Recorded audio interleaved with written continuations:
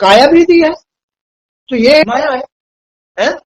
तो फिर अब इस माया से कैसे तुम्हारा छुटकारा हो? इस माया के जो अधर्मी कर्म है उनसे कैसे छुटकारा हो?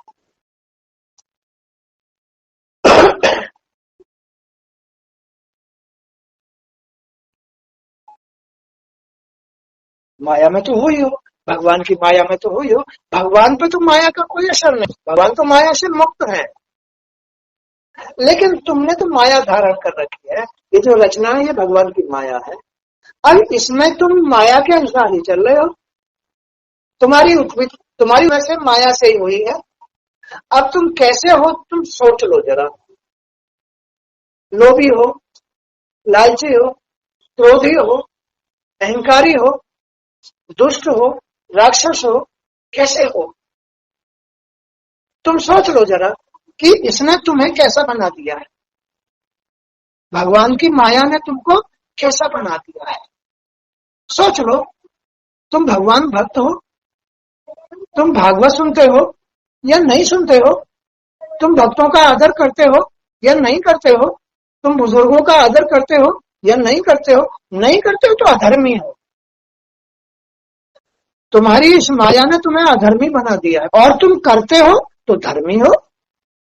ये भी माया की ही देन है, ये भी माया की देन है।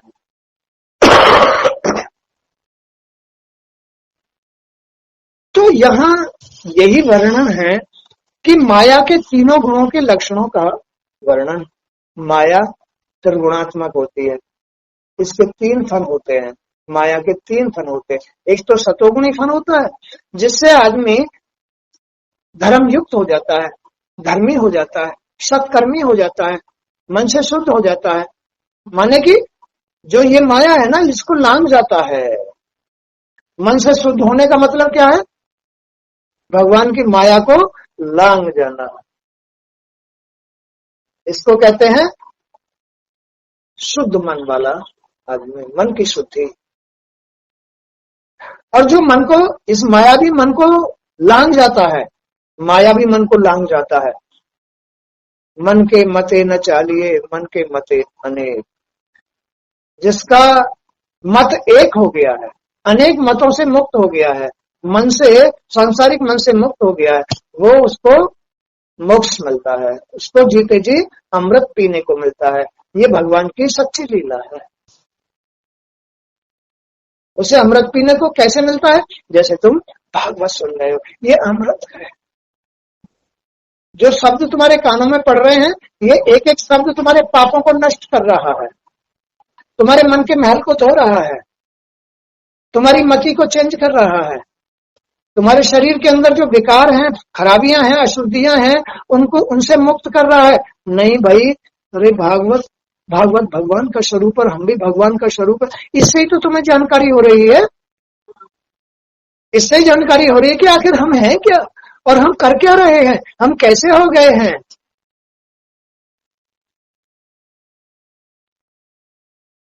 कैसे कैसे हैं लोग, कैसे कैसे हो जाते हैं। देख लो कैसे कैसे हो जाते हैं।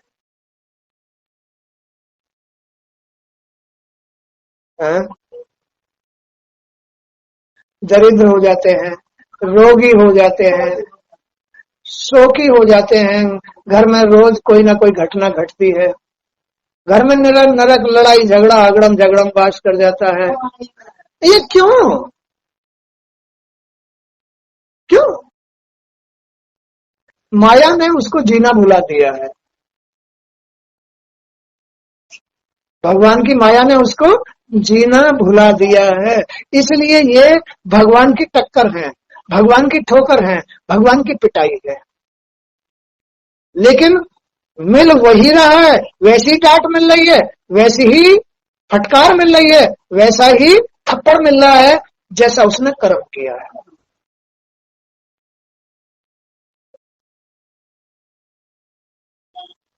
वैसा ही मिलेगा, जैसा भोगे वैसा ही तो काटोगे। अगर तुमने संतान पैदा की है तो संतान से दुख मिलेगा। ये सुख की संतान नहीं है, सुख देने वाली संतान नहीं है ये। ना ना ना ना ना ना, ये माया की उत्पत्ति है।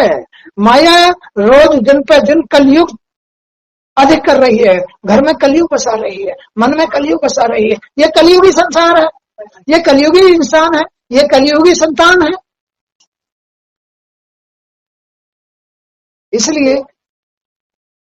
माँ बेटे को 9 महीने कोख में रखती है, जन्म देती है, बड़ा लाड़ करती है, परवरिश करती है, बड़ा ध्यान रखती है? और जब बहू आ जाती है तो फिर क्या होता है? बहू बेटे को लेकर के न्यारी हो जाती है, न्यारी हो गई। अब माँ आंसू बहाती है, मेरा लाल जिसको मैंने कोख में रखा, जिसको मैंने पाला पड़ोसा, वो आज मुझसे न्यारा हो गया, मुझसे न्यारा हो गया। माँ को कितना, उसकी आत्मा को कितना दुख होता है।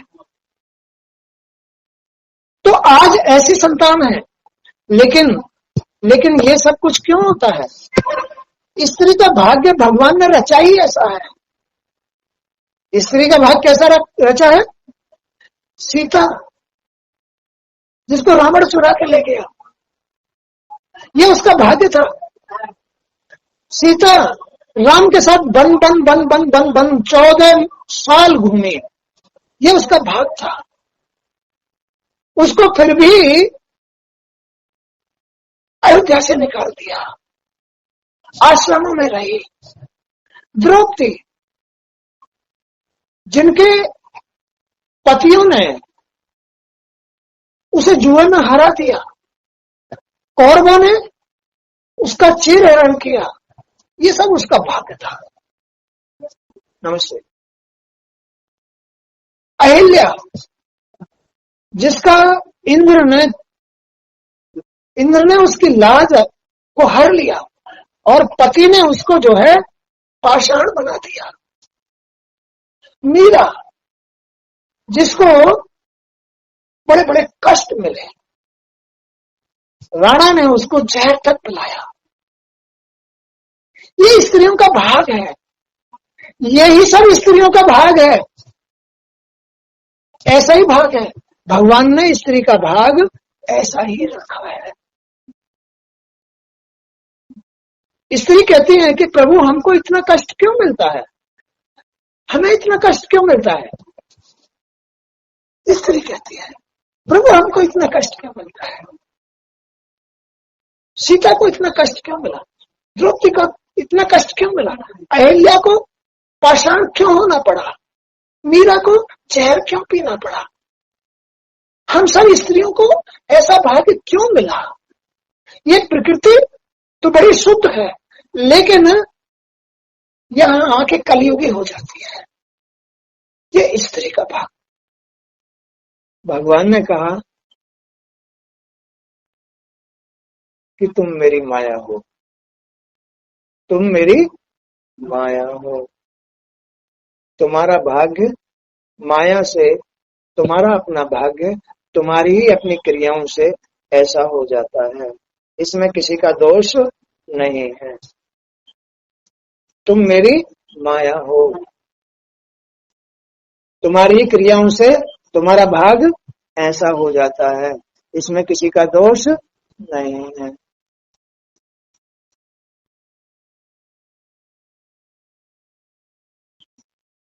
भगवान तो सच्चे हैं, किसी का भार अपने ऊपर नहीं रखते हैं।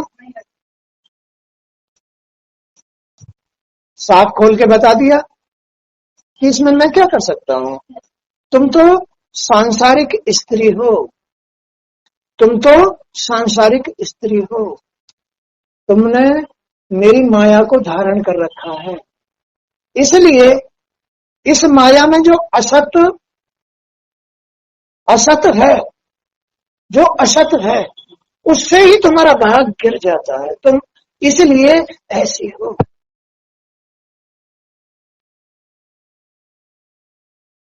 इसलिए तुम ऐसी हो।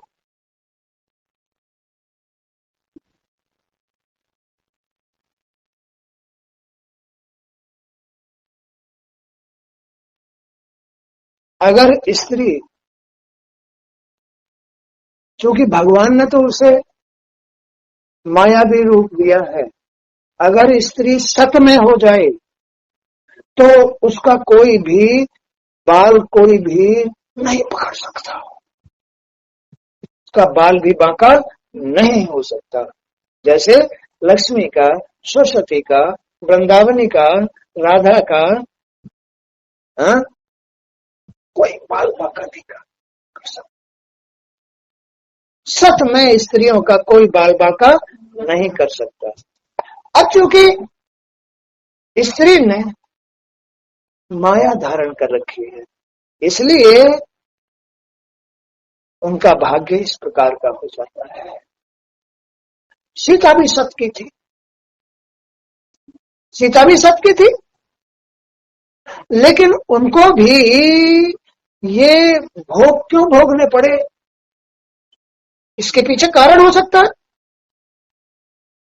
इसके पीछे कारण हो सकता है। सीता की उत्पत्ति तो ऋषि मुनियों के खून से हुई थी।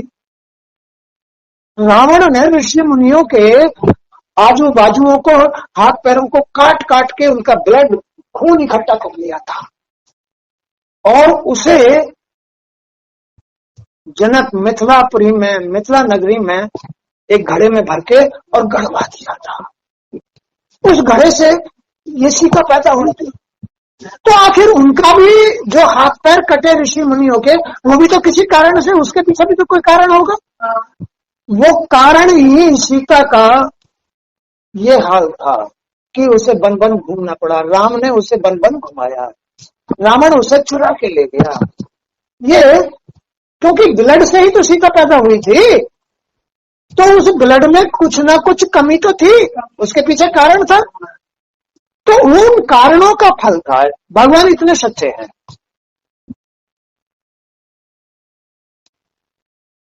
अहिल्या को उसके पति ने पाषाण बना दिया, इंद्र ने उसकी लाज हर ली, तो उसके पीछे भी कोई कारण था ना, पूर्व जन्म से कोई कारण था।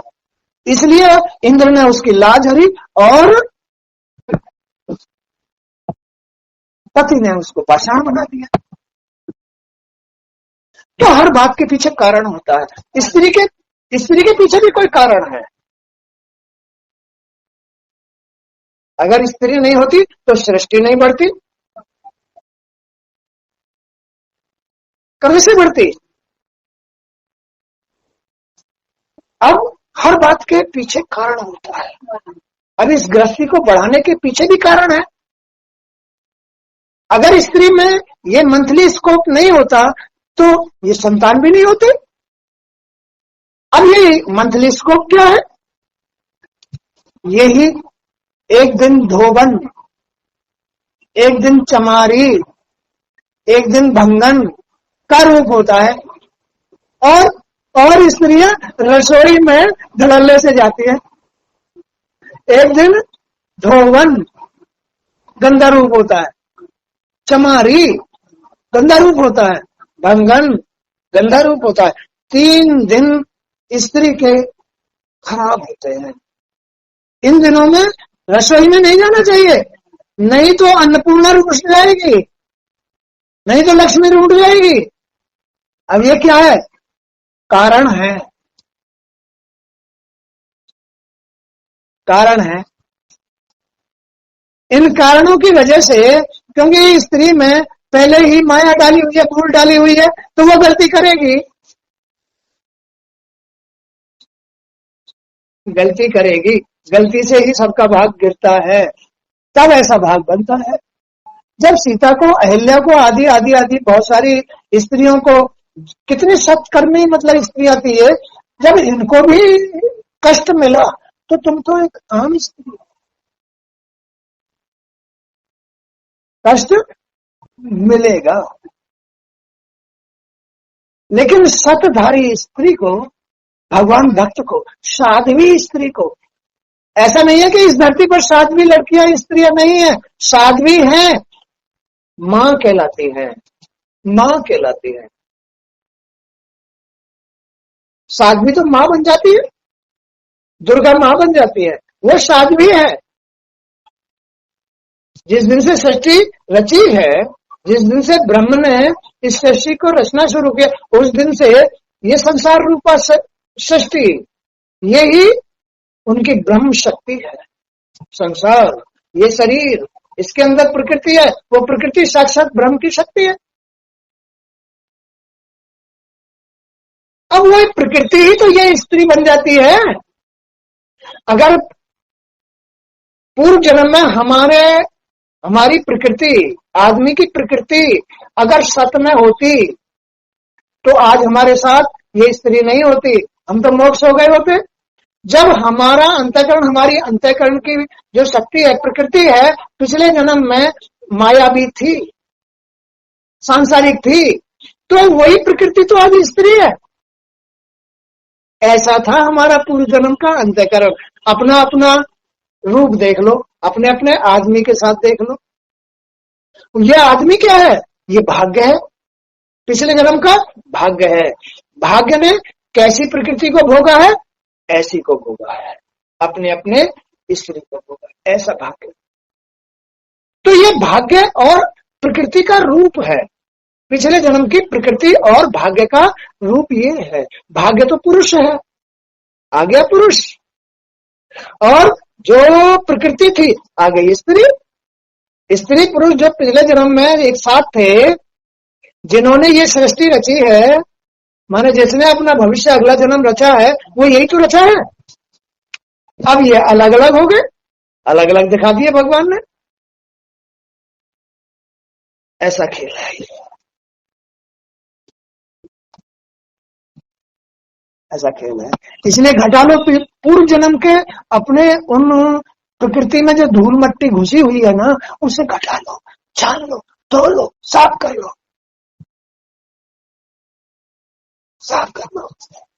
नहीं तो फिर अब आगे और घटना घटेगी।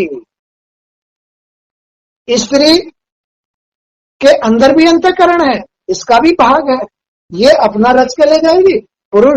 पुरुष के अंदर भी अंतःकरण यानी प्रकृति है और भाग है, वो अपना रच के ले जाएगा, है ना। आज धूल का कण यहां है, कल को पता नहीं कहां उड़ के जाएगा। ऐसी है ये सृष्टि।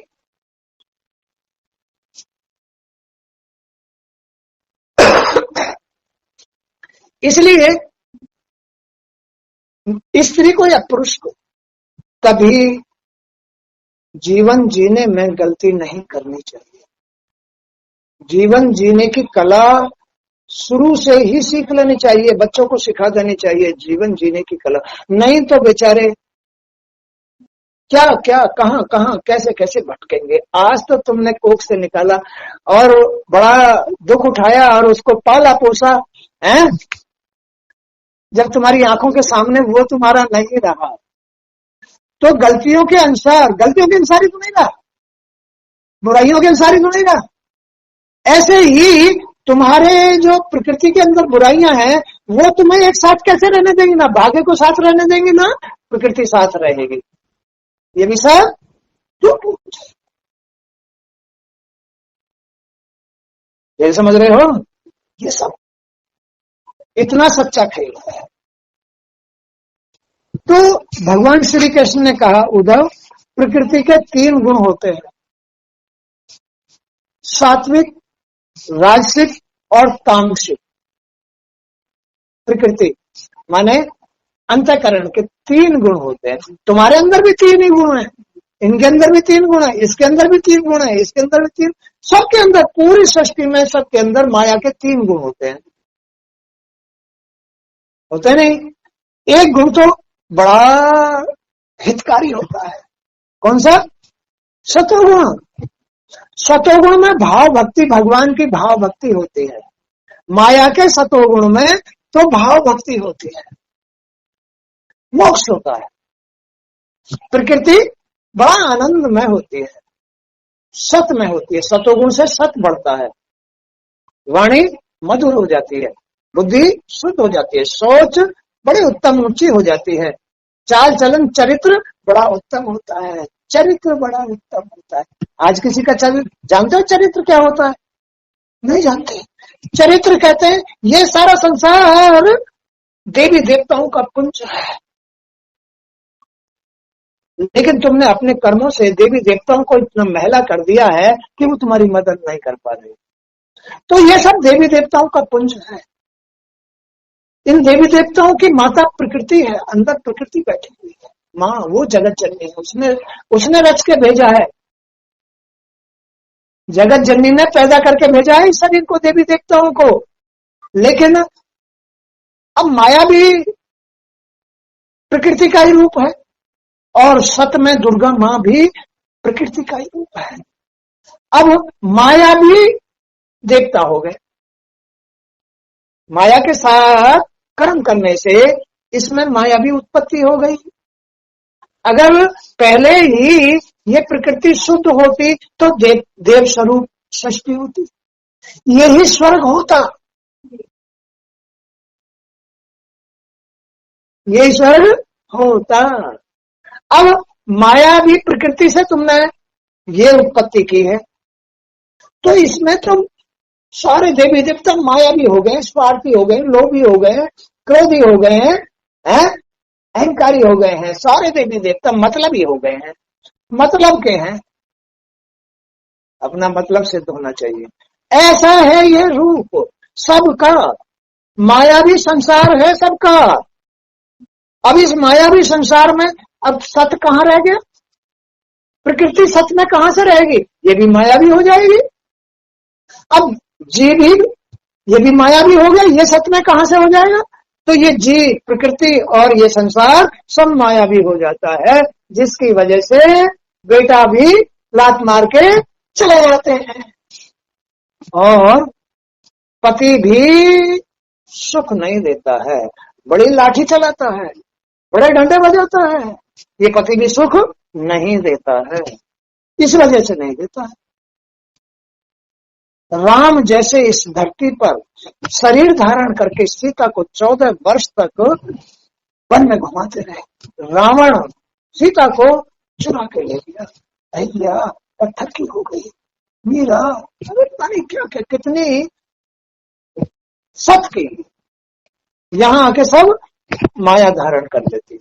लेकिन सतो गुण में सतधारी साध्वी स्त्रियों का कोई पल्लू नहीं पकड़ सकता, उसके पास शक्ति होती है, कोई भी उसके सामने नहीं डट सकता। महिषासुर जैसा नहीं डट सकता, शुम्भ निशुम्भ जैसा नहीं डट सकते, चंडमुंड जैसे नहीं डट सकते, रंभ करम जैसे नहीं डट सकते, तो फिर और कोई कैसे उनका पल्ला पकड़ लेगा? सतधारी स्त्री का कोई पल्ला नहीं पकड़ सकता, वो साध्वी होती है, वो सबकी माता होती है, वही ब्रह्म की शक्तियां होती हैं, उनके अंदर शक्तियां होती हैं। साध्वी स्त्रियों के अंदर सत शक्ति भरी होती है, जिसमें बड़े से बड़े राक्षस को नष्ट करने की ताकत होती है। सत में इतनी ताकत है, असत में इतनी सी भी ताकत नहीं है। ये असात्विक जीवन है। तो ये माया के 3 गुण हैं, सात्विक, राजसिक और तामसिक। इन गुणों का प्रत्येक व्यक्ति में अलग अलग रूप से आविर्भाव होता है। हर एक आदमी में, किसी में सतोगुण अधिक होता है, किसी में रजोगुण अधिक होता है, किसी में तमोगुण अधिक होता है। तो हर व्यक्ति में इन तीनों गुणों का अलग अलग प्रभाव होता है ना। कोई रजोगुणी स्त्री ज्यादा होती है, कोई रजोगुणी पुरुष ज्यादा होता है। रजोगुण में क्या होता है? संसार में आसक्ति, विषय विकारों में, इच्छाओं में ज्यादा आसक्ति होती है। सतोगुण में क्या होता है? इनसे त्याग होता है, भगवान में भक्ति होती है। सतोगुणी सत, वो सत बढ़ाता है, ये संसार बढ़ाता है, रजोगुण। और तमोगुण, सतोगुण, रजोगुण, इन सबको भी लांग के बहुत बुरा हो जाता है, वो कसाई दुष्ट राक्षस टाइप का लोग, वो दारू दुक्कड़ और मतलब जो है ये वैश्यावृत्ति फलाना ढंग का, उस पर विश्वास नहीं रहता है। ना स्त्री का रहेगा, ना माँ का रहेगा, ना बाप का रहेगा, उसका विश्वास घट जाता है। कहीं चला जाएगा, मुझे छोड़ जाएगा, घर में लात मार जाएगा, ये वो राक्षस वृत्ति का आदमी होता है, जिसमें से विश्वास हट जाता है, अपने आप ऑटोमेटिक हट जाता है।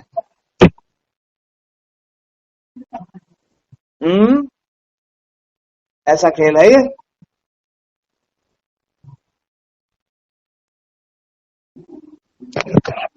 तो इसे ध्यान से सुनो कि इन गुणों की वृत्तियां क्या हैं। ध्यान से सुनो इनकी वृत्तियां, सतोगुण की वृत्ति कैसी है, रजोगुण की वृत्ति कैसी है, तमोगुण की वृत्ति कैसी है, और ये अलग अलग मनुष्य में किस प्रकार जन्म लेती है। सब इसके चलाए तो चल रहे हैं। किसी को क्रोध आ जाता है, कोई शांत रहता है, कोई मारधाड़ करता है, कोई दारू दुक्कड़ पीता है, कोई चोरी चकोरी करता है, कोई अपने आप को ही नष्ट करने के लिए जहर खा लेता है, फलाना कर ले, फांसी लगा लेता है। ये तीनों गुणों की अलग अलग पहचान वृत्ति है। कैसे होता है ये? मन का संयम, मन का संयम। सतोगुणी आदमी का मन संयम में होगा। माया के जो ये तीन गुण हैं, सतोगुण रजोगुण तमोगुण, इसमें सतोगुण का क्या प्रभाव है? मन संयम में शांत होगा, नियम धर्म होंगे, नियम धर्म होंगे, भाव भक्ति होगी, अहिंसा। अहिंसा माने किसी को कष्ट न देना, वो सतोगुण में होता है। मन का संयम, इंद्रियों का संयम, ये सतोगुण में होता है। रजोगुण में कोई संयम नहीं रहता, लगाम टूट जाती है रजोगुण में, लेकिन सतोगुण में हाथ में लगाम आ जाती है। सतोगुण में हाथ में लगाम आ जाती है। मन का संयम, इंद्रियों का संयम, सहनशीलता सतोगुण में होती है। सहनशीलता, सहन करने की क्षमता अपार हो जाती है, अपार सहनशीलता। विवेक बढ़ जाता है। ये जितनी बातें होंगी तभी विवेक बढ़ेगा आदमी का। क्या? इंद्रियों पर कंट्रोल, मन पर कंट्रोल, सहनशीलता, विवेक बढ़ जाएगा, ज्ञान बढ़ जाएगा, तप आ जाएगा। तप माने त्याग आ जाएगा, तुरंत त्याग आ जाएगा, सत्य आ जाएगा। ये सारी चीजें जब आदमी कहां से मतलब शुरुआत हुई? मन कंट्रोल, इंद्रियां कंट्रोल, सहनशीलता, विवेक, तप, ये सब जब बढ़ना शुरू हो जाता है तो सत्य आ जाता है।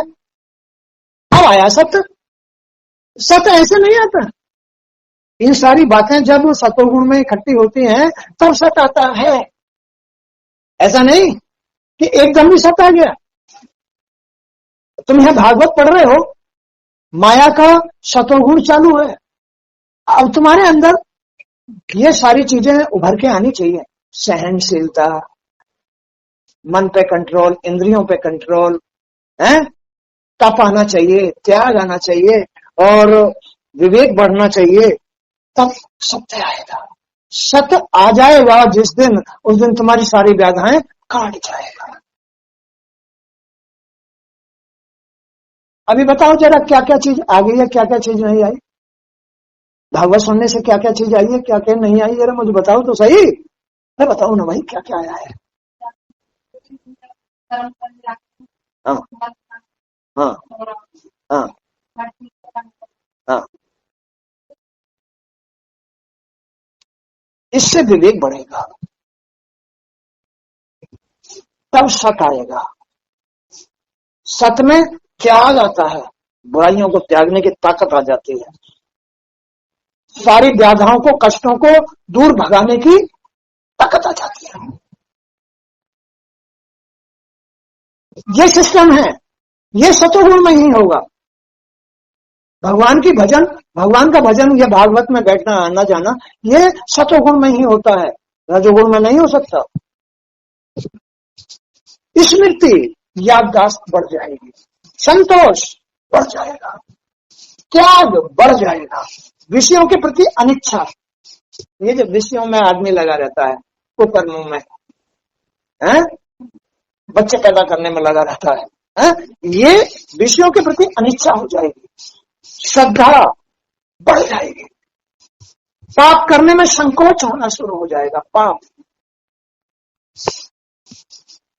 अपनी आत्मा में ध्यानस्थ होना शुरू हो जाएगा, अपनी आत्मा में ध्यानस्थ, अंदर अंतर्मुखी हो जाएगा, दान करना शुरू कर देगा, विनय भाव झुकना शुरू कर देगा, सरलता और शत्रुगुण की वृत्तियां बढ़ने लगेगी। ये है आदमी की जीत। इतने लक्षण आदमी के अंदर आ जाएं, वो भगवान का रूप हो जाता है, परम पद प्राप्त कर लेता है, स्त्री हो या पुरुष।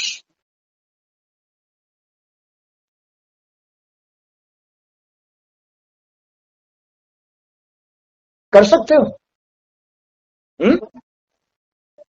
कर सकता है इंसान। ये तो माया के 3 गुण हैं, तीनों गुणों में बराबर ताकत है, बराबर ताकत है। तुम और गुणों को क्यों पकड़ते हो? सतोगुण को पकड़ो, सतोगुण में ही तुम्हारी गति भी है, सब कुछ सारी प्राप्ति सतोगुण में है। सहनशीलता, शांति, संतोष, त्याग, मन पर कंट्रोल, इंद्रियों पर कंट्रोल, है सत्य, दया, दान, ये जितना भी है, विनम्र भाव, ये सब सतोगुण की देन है।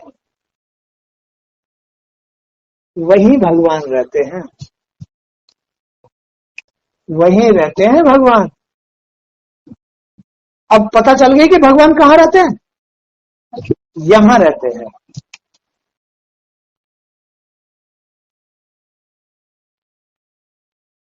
इससे अलग जितनी भी वृत्तियां हैं, वहां भगवान नहीं रहते हैं। लाख कोशिश कर लो, भगवान तो अपने नियम के पक्के हैं, अटल हैं। सतोगुण में इनमें रहेंगे। कहां कहां? मन का संयम, इंद्रियों का संयम, सहनशीलता, विवेक, तप, सत्य, दया, स्मृति, संतोष, त्याग, विषयों के प्रति अनिच्छा, श्रद्धा, पाप करने में संकोच, आत्मरहित, अपनी आत्मा में ध्यानस्थ रहना, दान करना, विनय करना, सरलता आदि में भगवान का वास होता है।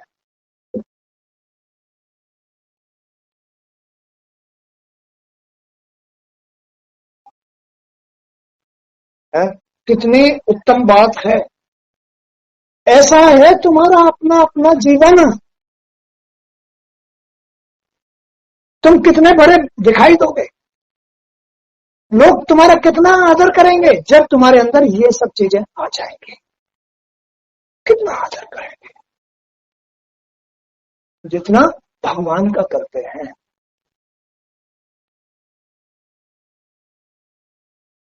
तब तुम ये अपने आप को ये नहीं समझोगे कि मैं फलाना हूं ना, तुम कुछ नहीं समझोगे, अपने आप को कुछ नहीं समझोगे। जब ये रूप आ जाएगा तो तुम्हारे अंदर से मैं निकल जाएगी।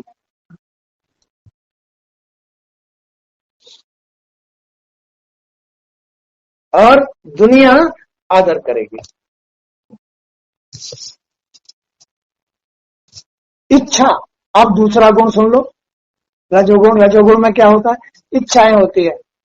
आज ऐसा होना चाहिए, आज मैं ऐसा कपड़ा पहनूंगा या पहनूंगी, आज मैं ये चीज बनाऊंगी, ये मेरी इच्छा है, आज मैं ये खिलाऊंगी, आज मैं बाजार से ये चीज लाऊंगी। इच्छाएं, इच्छा, और इच्छाओं को पूरी करने के लिए प्रयत्न, और प्रयत्न में घमंड, तृष्णा, असंतोष, ऐठ, अकड़। अकड़, मैं हूं, मेरा घर है, रहना तो रह, नहीं तो भाग जा। ऐठ, अकड़, ये रजोगुण की वृत्तियां हैं, सतोगुण की नहीं है ये।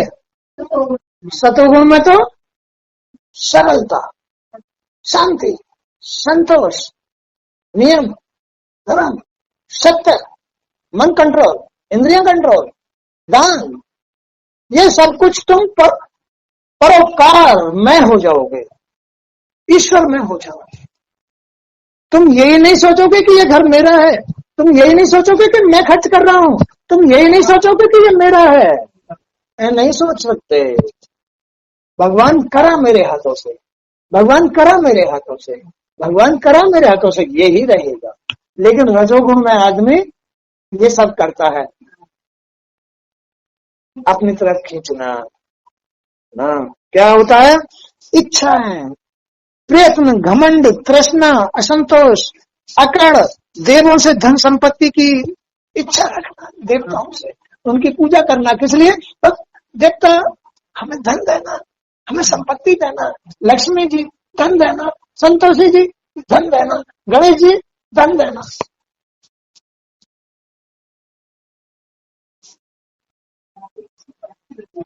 ये रजोगुण में होता है। और बहुत सारी इच्छाएं होती है। तो इच्छा, प्रयत्न, घमंड, तृष्णा, अकड़, देवों से धन संपत्ति की याचना, भेद बुद्धि, आपस में परिवार में ही भेद बुद्धि हो जाती। मेरा ना ले जाए, ये मेरा घर है, ये मेरे बच्चे हैं, जरा मेरे बच्चों को कुछ कहना मत। ये सब भेद बुद्धियां हैं, ये रजोगुण में आती हैं। विषय भोग रजोगुण में आता है। अपना बड़प्पन दिखाना, हास्य, दूसरे के ऊपर हंसना, दूसरे की चर्चा करना, हठपूर्वक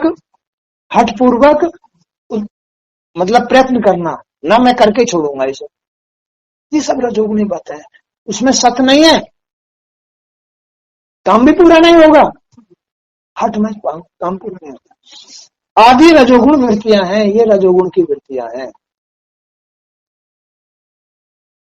कैसी है ये? रजोगुणी वृत्तियां हैं। अब तमोगुणी वृत्तियां कैसी होती हैं? अब तुम्हें सतोगुणी बता दी, रजोगुणी बता दी, अब तमोगुणी सुन लो। जिनको क्रोध आता है, सहनशीलता नहीं होती, एकदम तिलमिला जाता है, तमोगुणी आदमी है। लोभी आदमी तमोगुणी होता है। झूठ बोलना तमोगुणी होता है। हिंसा, मारपीट करना तमोगुणी होता है। राक्षस वृत्ति वाले याचना करते रहना, भगवान मुझे ये दे देना, भगवान मुझे ये दे देना, भगवान ये। पाखंड करना है ना, कभी कुछ करते हैं, कभी कुछ करते हैं, कभी कुछ करते हैं। अरे सिस्टम तो जो असली इसका सिस्टम है उस पर तो ध्यान है नहीं। कभी ये टोना कर, कभी ये टोटका कर, कभी ये कर, कभी वो कर, कभी ये कर, कभी ये व्रत कर, कभी ये इस मुल्ला के पास जा, कभी मौलवी के पास जा। पाखंड, ये पाखंड है। पाखंड करने से क्या फायदा है? अरे ज्ञान की बात सुनो, भागवत सुनो, तुम्हें अपने आप सुधार देगी, तुम्हें सही रास्ते ला देगी, तुम्हें सतोगुण में बदल देगी। जब तुम्हें पता ही नहीं है कि अगर हमारा जीवन कैसे चल रहा है, इसमें कौन कौन सा गुण होता है, क्या है, तो फिर तुम क्या करोगे? क्या सुधारोगे? तुम अपने आप को सुधार ही नहीं सकते। अब तुमने ये बातें सुन ली तो कम से कम रजोगुण तमोगुण से बचोगे तो सही है। तो तुम्हारा जीवन सतोगुण में हो जाए, जितना सतोगुण में होगा उतनी भगवान की मदद मिलेगी। तो तमोगुण की वृत्तियां हैं क्रोध, असहनशीलता, लोभ, झूठ बोलना, दूसरों को कष्ट देना, दूसरों की आत्मा दुखाना, मांगना, पाखंड, कलह करना, शोक, चिंता करना, टेंशन में पड़े रहना, मोह, ये मेरा है, ये मेरा है, ये मेरा, विषाद, झगड़ा आदि करना, दीनता, दरिद्रता, निद्रा, आलस्य, दिन में सोना, आलसी बने रहना, दिन में खूब निद्रा उतारना। मान जाओ तो ठीक है भैया, ना मानो तो जयराम जी की तुम्हारी मर्जी है। खूब सो अपने दिन में अपने घर में। गुरु जी क्या देखने जा रहे हैं? तुम अपना ही तो बिगाड़ रहे हो, मेरा क्या बिगड़ रहा है?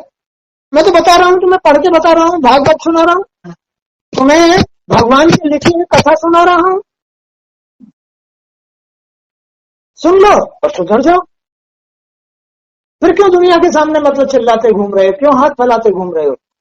ले लो ना, मन चाहे जितना भी चाहिए, जो चाहिए वो ले लो, सब तो गुण में मिलेगा। ऐसी वृत्ति बना लो, ना रजोगुण में मिले ना तमोगुण में मिले, मिलेगा तो सतोगुण में मिलेगा। सतोगुण के जो वृत्तियां हैं उन्हें सुन लो, सीख लो अच्छी तरह से। वो क्या है? मन का संयम, मन पर कंट्रोल, इंद्रियों पर कंट्रोल, सहनशीलता, विवेक, तप, सत्य, दया, दान, स्मृति, संतोष, त्याग, विषयों के प्रति विषय, उनके प्रति अनिच्छा, श्रद्धा, पाप करने में संकोच, अपनी आत्मा में ध्यानस्थ रहना, दान, विनय और सरलता, ये सब सतोगुण की वृत्तियां हैं। इन्हें अपना लो, किसी बात की कमी नहीं रहेगी। भाई तू कौन? मैं खाम, मैं तुझसे, तू शेर है तो मैं सवा शेर हूं। इनसे कुछ नहीं बन सकता, इससे कुछ नहीं बना।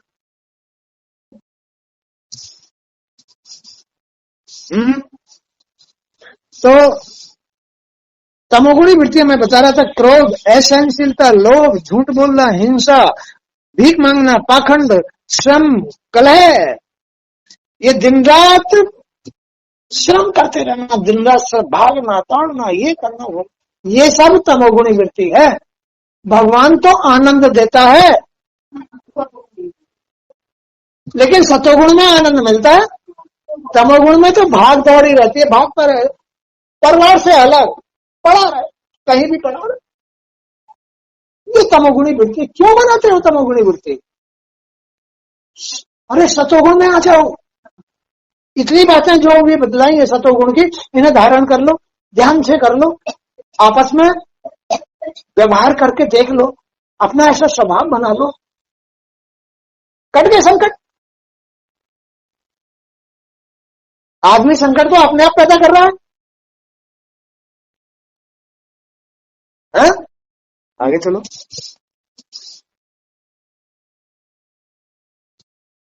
जब मनुष्य में मैं हूं, मेरा है, इस प्रकार की बुद्धि में तीनों गुणों का मिश्रण होता है, तब उसकी वृत्ति तामसिक बन जाती है। ये मेरा है, ये मेरा है, इसने मेरे साथ ऐसा कर दिया, इसने मेरे साथ ऐसा कर दिया, फलाना कर दिया, ढमका कर दिया, समझ लो वो तमोगुणी वृत्ति वाला आदमी है। उसकी बुद्धि भ्रष्ट हो गई है, आंखें लाल रहेंगी, चढ़ी रहेंगी, दारू पिएगा, बुरा भला करेगा, तमोगुणी आदमी, काम नहीं बनेगा, दर दर की ठोकर खाएगा। तो इस तमोगुणी वृत्ति में आदमी नष्ट हो जाता है। लौटा के लाओ इसको, इस वृत्ति को लौटा के लाओ, सतोगुण में लाओ, रजोगुण में भी नहीं, त्याग दो, रजोगुण भी कुछ नहीं है तुम्हारा। रजोगुण में भी आदमी बिगड़ता है, रजोगुण से ही तमोगुण में जाता है, इसलिए रजोगुण तमोगुण तुम्हारे काम का नहीं, सतोगुण तुम्हारे काम का। काम के अपनाओ। तो जब मनुष्य मैं हूं, मेरा है, इस प्रकार की बुद्धि में तीनों गुणों का मिश्रण करता है, तब उसकी वृत्ति तामसिक बन जाती है। परंतु जब वह मन, वचन और कर्म से सात्विक वृत्तियों का व्यवहार करता है, सात्विक वृत्तियों का व्यवहार करता है और अपने समस्त कर्मों को मुझ में समर्पित कर देता है, सतोगुण में समर्पित कर देता है, तब उसे मेरा परम पद पाने में देर नहीं लगती। उसे परम पद पाने में देर नहीं लगती। आज का सत्संग भी यहीं तक। जय श्री कृष्ण। यही मैं तुम्हें समझाने चाहता हूं कि भाई क्यों भटकते हो? अपनी जो बिगड़ी हुई वृत्तियां हैं ना, उन्हें सत्वगुण में लाके संभाल लो तो तुम्हें परम पद मिल जाएगा।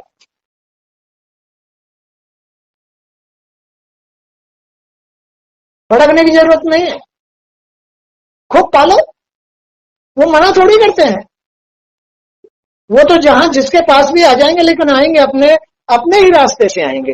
जिसके भी पास आ जाएंगे बस उसके पास हर प्रकार का आनंद, धन, संपत्ति, सुख, संपदा, विवेक, तत्व, त्याग, सब कुछ आ जाएगा।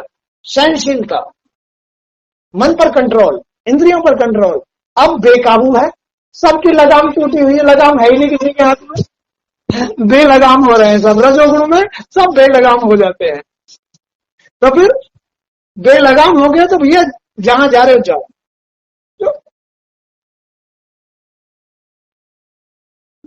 जहां जा रहे हो जाओ, इसलिए इन पर लगाम करो।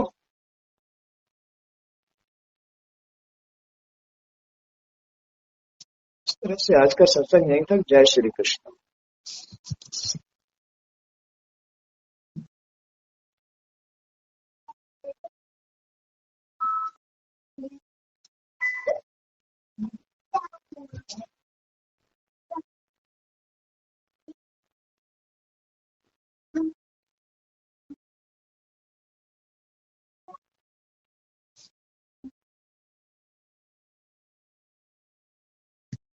क्या हो गया फोन में?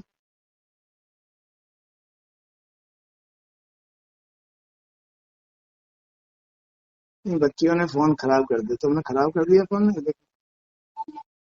अच्छा, और ये बंद ही नहीं हो रहा है, देख लो।